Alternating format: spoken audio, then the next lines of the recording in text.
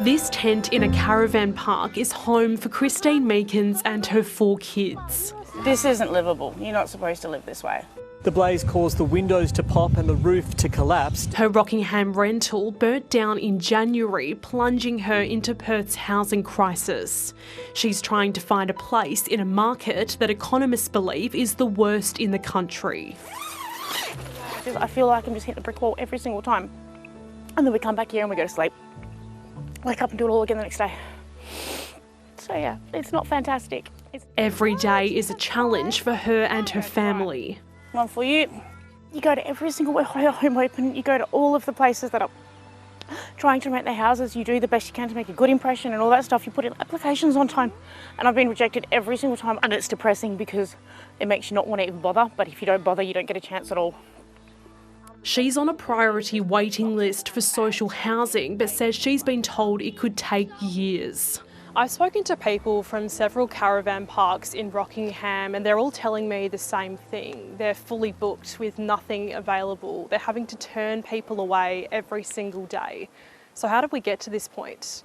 A big part of the problem is the state's boom and bust cycle, which drives WA's economy, population growth, and as a result, the housing market.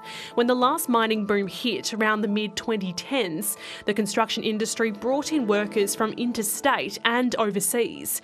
But when that boom came to an end, so too did demand for houses, and the industry shrank. There were still plenty of homes for sale though, so people generally had places to live and prices fell. But by 2018, another boom was coming.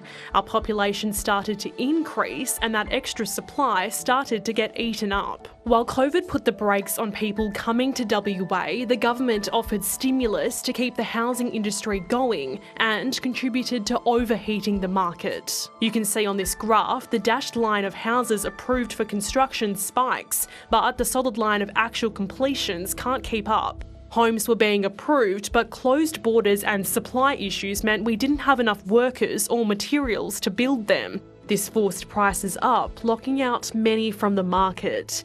It means people are staying longer in their rentals or simply can't afford to buy. And it's only made worse by WA becoming the fastest growing state. There just aren't enough homes and there isn't the capacity to build and get people into them fast enough. Ordinarily, those struggling could seek relief in public housing, but experts say decades of underinvestment means that isn't an option, with the social housing pool only now recovering to pre-COVID levels. And it leaves little hope for people like Christine Meekins. We thought that at this point we would have been helped a lot more. Where are you? Why are we still here? It's been 3 months, it's nearly over 3 months. We need somewhere safe to be. Please help us. John Carey, thank you for joining us. Thank you. What can you say to people like Christine? Well, first of all, I just want to say no one wants to see someone go through this, in this kind of situation, the suffering. I just want to assure all West Australians that every day I'm getting up, I'm doing everything I can to provide a social home. So every social home that is delivered is changing people's lives. You're clearly passionate about the issue, but it isn't making a difference to people. Every indicator shows that we're really struggling to get on top of this. It must be frustrating for you to come into work every day and see that needle hardly moving. Can I say this?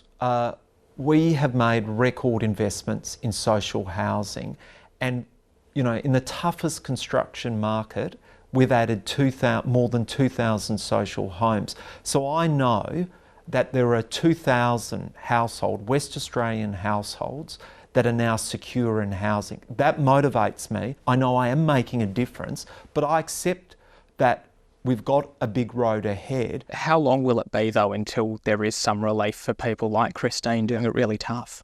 Look, I do want to say that we are bringing in instant relief. So as you know, we have brought in the rental relief scheme, which is $24 million program providing direct assistance to stop people falling out of their homes. We provide brokerage, we've boosted funding for homelessness services. I understand people want a deadline or a date. I can't do that. What is next? What other options are there that the government's considering? Well, I know you want me to preempt the budget, and I can't do that. The Treasurer would be after me. But clearly we're going to continue our investment in social housing, but I think we're also looking at the affordable housing equation. It's not just about growing public housing stock, it's also about growing community housing that provides both social but critically affordable housing.